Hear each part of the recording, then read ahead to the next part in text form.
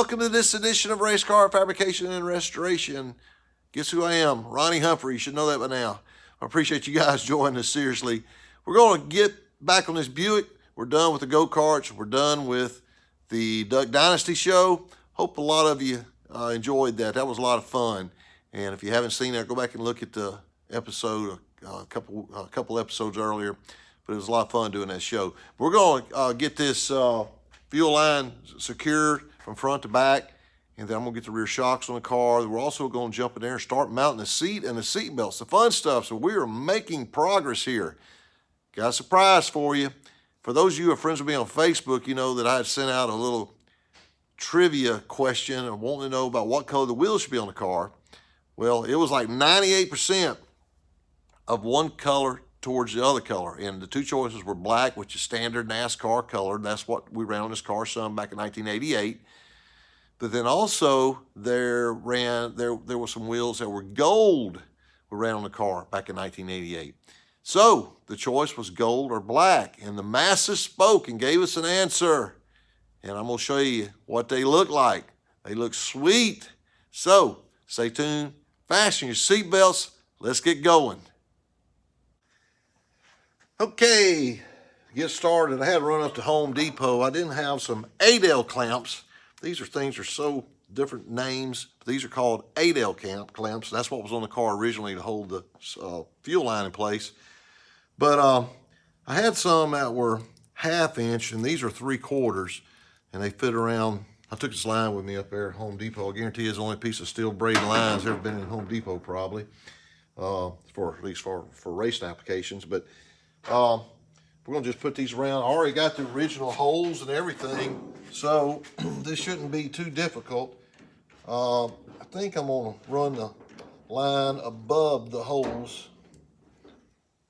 Hopefully my powder coating didn't close up on the original holes. We'll see. Be my luck, the rivets won't go in there. Man, not enough room here.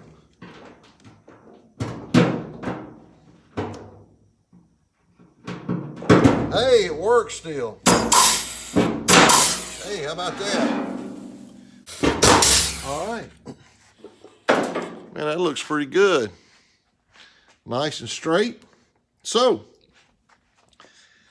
this hole over here, I know you're probably wondering about, that's something to do with the cooler for the rear end, so we still got to put that piece in.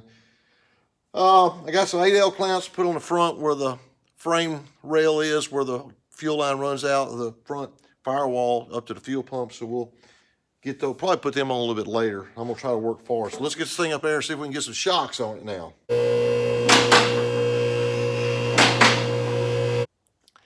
All right, let's see if we can tackle this shock situation here on the back of the car. When I put the front shocks on, I don't know if you remember, I had to swap out the ends on these shocks. And I had a nice set of shocks in my parts room. I couldn't remember where they came from, but all we had to do was just swap these ends out and they'll work. They just changed the bolt size through the years. But these shocks that came out of my parts room, I finally dawned on me where they came from. They came from a car that I bought up in Colorado, Furniture Road Racing, the 78 car. So this was one of the shocks that came off of their car. Actually, I sold the car. I bought the car from Colorado, was going to make it into a road racing car. I decided not to build the car, so we sold it. And then this ended up with a set of shocks I had up here from that transaction I did. So that's the ones that we're going to put on this car. So let's get these ends swapped out, and we'll get them mounted on the car. Okay, we're going to see if we can get this thing off. I went and got my big crescent wrench, and hopefully this thing will turn. There we go. Man, that's pretty easy. I had a smaller crescent, and I decided I better get something a little bit bigger. Okay. There you go. That's simple. So now the shocks will work. So let me get this last one done here. We'll get them tightened up, and we'll throw them on the car.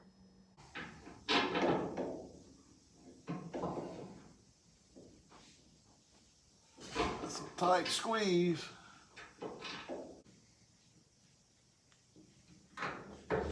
All right, good, fairly. All right.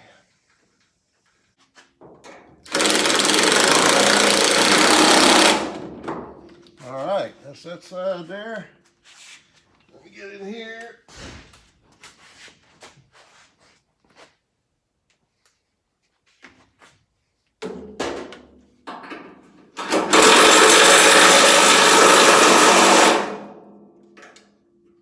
All right, I'll get on the other side, get the other shock in. I won't bore you with that detail, but I'll get the other one in, then we'll move on to the seat. All right, the shocks are on both sides, tightened up. And I decided while it's up under the car and had it up in there, I'll go ahead and fix this fuel line and get it put in place. I'm gonna try to do this one hand. It's kind of hard, but I gotta use a washer on the back side of this rivet. So let me see if we can get this thing in here. All right.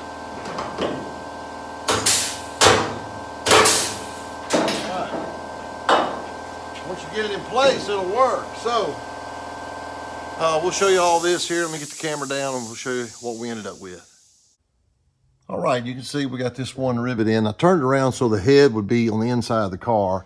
If you look up there, it's got a piece of tubing and it's got an opening on top of it. So this fuel line comes out and goes over that tubing before it goes into the firewall. We got to get a grommet in there. But that's got everything here as far as the fuel line back to this point. And got that completed. So let's get the car down and let's start trying to look at this seat. Let's see what we got to do with it.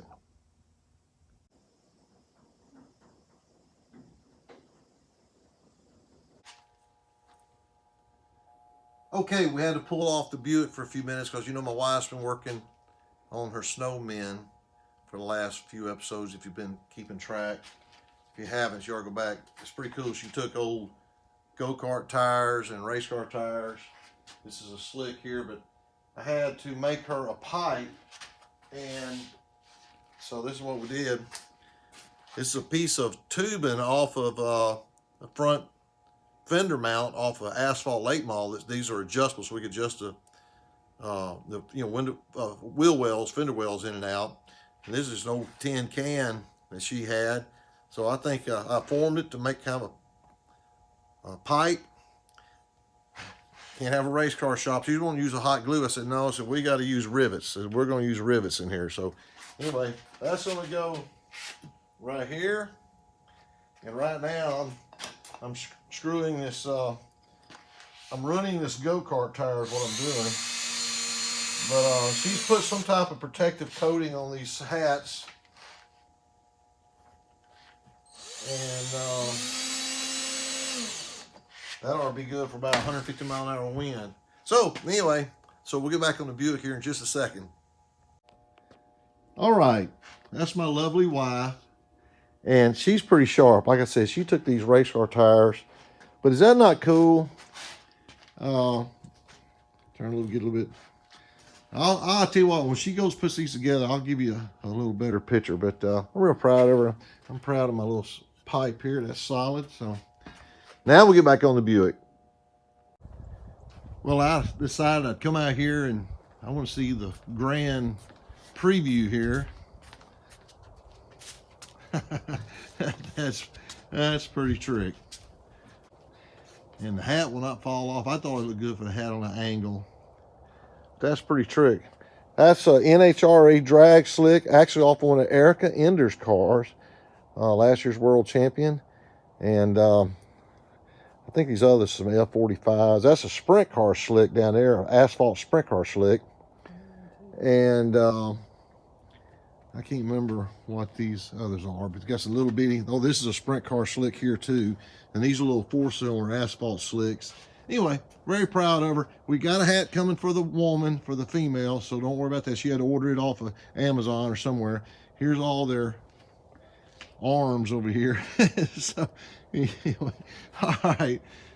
Now I promise we are really going back to the Buick this time.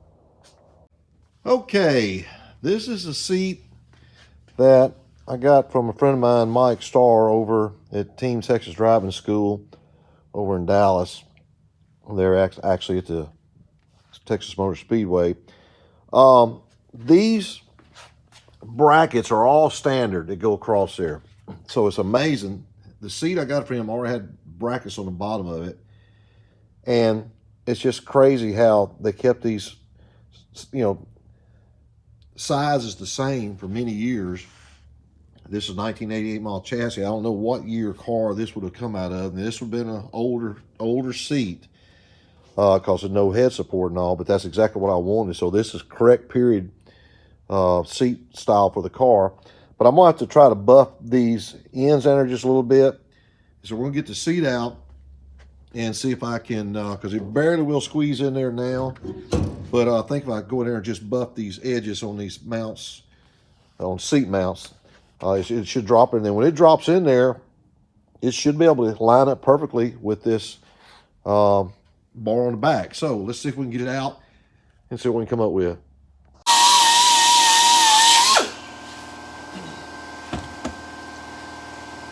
Okay, got that buffed off, and that should be a little bit easier. Let's try to see if we can get it in the car now. I've already took a hammer. I didn't realize how bad these seat mounts in the chassis were bent. So I flattened those out with a hammer. So maybe this will go in there. So keep your fingers crossed.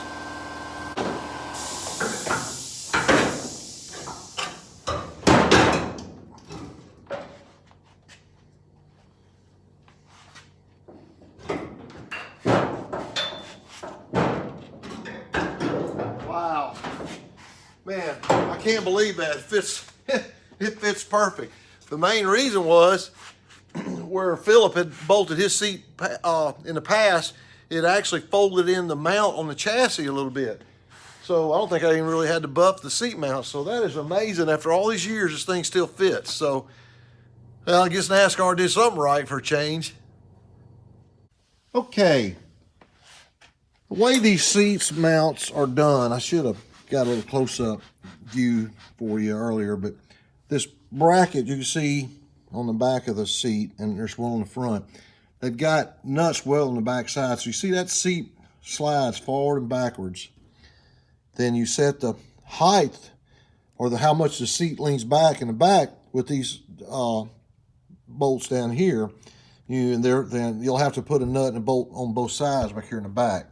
Now, amazingly enough, this lines up pretty much. If I twist the seat just a little bit, that's going to line up perfect.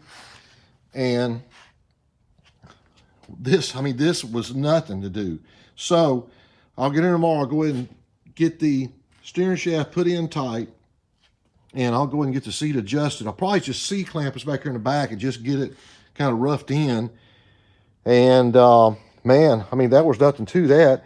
And I've got the seat belts. I actually had a set of really nice Simpson belts that came out of a buddy of mine's drag car. So we're going to put these in here. That actually came out of a NHRA Pro Stock car. So we'll get this in here tomorrow, and I think we'll be in good shape. We're going to make major progress tomorrow. So I can tell you already, we'll get the belts and seat first thing, and then we'll start tackling the dash tomorrow. So we'll do that. Now, as promised, I'm going to show you the wheels. Da-da-da-da, there they are. Nice gold color. Now, these are the wheels that's era correct. These are 1988 era wheels. These things are actually worth some money. But I want to go with the newer style wheel. They just look better. And again, it's just what I want to do. I just think, I know the old wheels, what came on the car, but we just want to get the car going again. But I just think these style wheels are prettier. But how about that gold? You like that? Well, as always, I appreciate you guys joining us this afternoon. It's actually Friday afternoon, and I came here after work and got a few small items done. Got the fuel line tied up, got the rear shocks on the car, and we started messing with the seat. I'm really excited about the seat. I think that's going to be pretty easy to do. We'll come out here tomorrow, Saturday, work all day. Buddy will be here. I'm not sure what he'll be working on. We need to get back on that body, but I'll let him work on whatever he wants to. So we'll decide that tomorrow. Thanks for watching. Hope you have a fantastic week. We'll see you next time on Race Car Fabrication and Restoration. God bless you, and take care.